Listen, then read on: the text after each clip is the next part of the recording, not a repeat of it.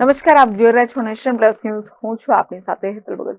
વડોદરા પીસીબીએ કારમાં દારૂ ભરીને જતા આરોપીને ઝડપી પાડ્યો છે. વડોદરા પીસીબી પોલીસને માહિતી મળી હતી કે છાણી જકાતનાકા એકતાનગરમાં રહેતો ઇકબાલ ઉર્ફે બબલુ સૈયદ કારમાં વિદેશી દારૂનો જથ્થો ભરીને જીએસએફસી થઈ બાજવા ટી પોઈન્ટ થઈ બાજવા જનાર છે, જેથી પીએસઆઈ સીબી ટંડેલની સૂચના મુજબ સ્ટાફે વોચો ગોઠવી હતી. પોલીસે દારૂ ભરેલી કાર લઈને જતા ઇકબાલ લિયાકત અલી સૈયદને ઝડપી પાડ્યો હતો, જ્યારે સમા અગોરા મોલ પાસે રહેતા અમિતને વોન્ટેડ જાહેર કર્યો છે. પોલીસે આરોપી પાસેથી દારૂની 1232 બોટલ કિંમત ₹1.97 લાખની કબજે લીધી હતી. પોલીસે કાર, દારૂ અને મોબાઈલ ફોન મળી કુલ ₹7.02 લાખનો મુદ્દામાલ કબજે કર્યો છે.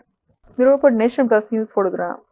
સમાચારોનો સતત અપડેટ મેળવવા માટે અમારી નેશન પ્લસ ન્યૂઝની યુટ્યુબ ચેનલને સબસ્ક્રાઇબ કરો, બેલ આઇકન દબાવો અને જોડાયેલા રહો ફેસબુક, ઇન્સ્ટાગ્રામ અને ટ્વિટર પર.